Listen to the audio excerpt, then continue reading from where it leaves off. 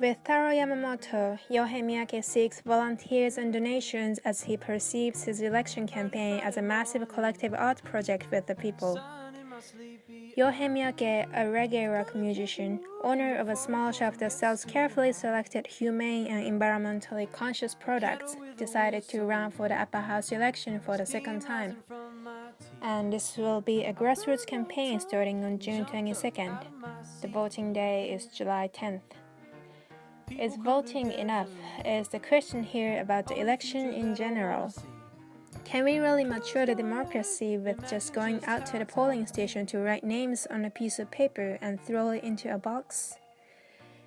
A good election campaign seems to mobilize people because it becomes something more than mere election campaign, a game of sometimes delusional political elites, a mandatory and formal event of the society, a routine initiation of traveling free and happy democratic countries to basically maintain the status quo, or sometimes make things worse for the sake of special interest groups in and out of the country.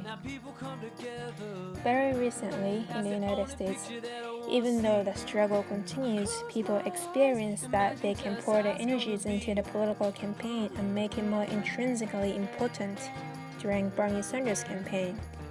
The campaign becomes a shared collective challenge to progress. The campaign feels more like a process of making a massive collective art if you look at the society as an experimental place where people can have influence to turn beautiful visions into their reality. In the past 4 years after 3/11 nuclear disaster in Japan, Yohei Miyake and Taro Yamamoto did it in Far East conservative and strange country that adopted Western democracy relatively recently in the history. They fought their upper house elections with donations and volunteers. Many people who are not affiliated with any political party, people who don't have special interests, people who never vote, people who care about the world genuinely as people, committed themselves to their election campaign. The political atmosphere started to obtain heat from the countless people. Something changed a little bit. Some people called it a movement. Some even called it a revolution. How it all began goes back to 2012. During the lower house election, held shortly after 3/11 nuclear disaster, Miyake left Tokyo to escape from the radiation and settled in Okinawa, beautiful Thousand Islands of Japan, also the location for the most American military bases constructed after countless tragedies of the Battle of Okinawa during World War II. Many American soldiers flew from Okinawa to Vietnam and got killed.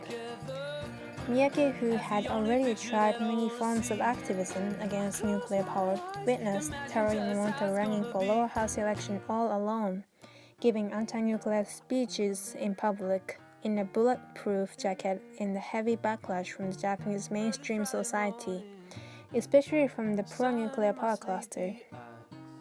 In a society that's saturated with pro-nuclear power propaganda for decades, equipped with 54 nuclear reactors squeezed on the island that's about the same size as California. Everything needed to be said and addressed about the Japanese society at the time, in the most intense and immediate phase following the nuclear disaster, seems to be magically turning into a taboo. Many people kept silence. If you talk too much about the nuclear disaster and its consequences, people make you feel like you are talking about something inappropriate.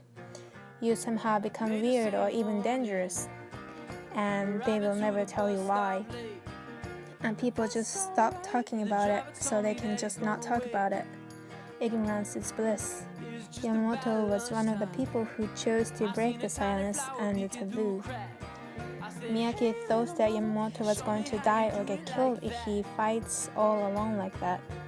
Even though Yamamoto had supporters, he was still very isolated and heavily targeted by the negative criticism from the most powerful form of what mass media can do to destroy an individual.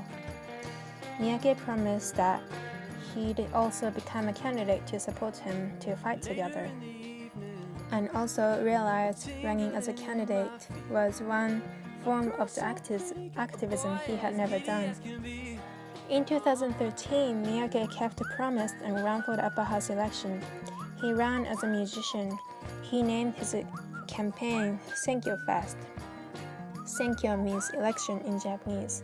And he basically toured all over Japan like bands do their tour. Many of his musician friends took part in the Senkyo Fest. Miyake sang songs and gave passionate speeches full of wit, compassion, love, and also anger. His words had a very natural and authentic flow, and they intrigued and drew people.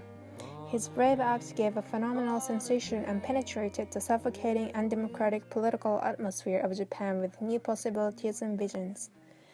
He got many things started in the profound level, and he also showed up as a number. He gained over 170,000 votes. The reason why he didn't win with such a large number of votes was because he ran in the proportional representation constituency.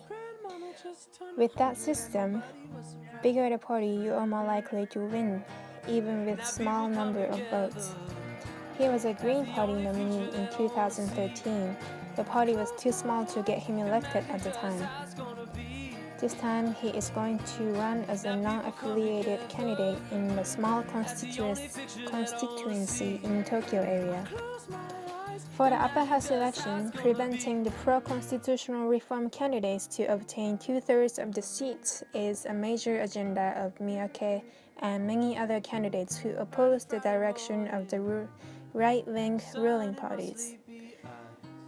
Prime Minister Abe's regime has been forcibly passing a series of undemocratic laws such as state secrecy law to legitimately hide information from the public, and highly likely unconstitutional military bills to enable Japanese military to operate in foreign places for the purpose other than self-defense. Amending their own constitution was an ultimate goal of the ruling party, Liberal Democratic Party, LDP, and they have come very close to achieve it. The draft of the Constitution is highly controversial for including an article that can deprive the fundamental human rights in the times of emergency. An American comedian, Jon Stewart, said the political satire didn't change anything, but the grassroots people who tirelessly work on the ground make changes. And Yohei Miyake said music wasn't enough to change the reality. The campaign starts on June 22nd. July 10th is the election day.